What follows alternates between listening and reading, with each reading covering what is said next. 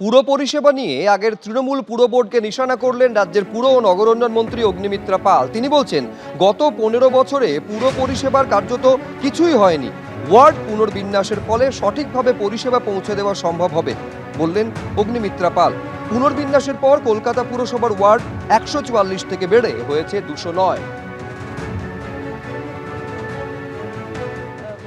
বাড়ানো হয়েছে 144 থেকে 209 করা হয়েছে, কারণ কি যাতে পরিষেবাটা ঠিক করে দিতে পারি। তারপর তো সাজানো, আগে তো মানুষকে জলটা দিতে হবে, আগে তো মানুষের বাড়ি থেকে নোংরাগুলো বর্জ্য পদার্থগুলো তুলে নিয়ে গিয়ে সেটাকে ঠিকমতো ব্যবস্থা করতে হবে, তারপরে তো সাজানোর ব্যাপার আসবে।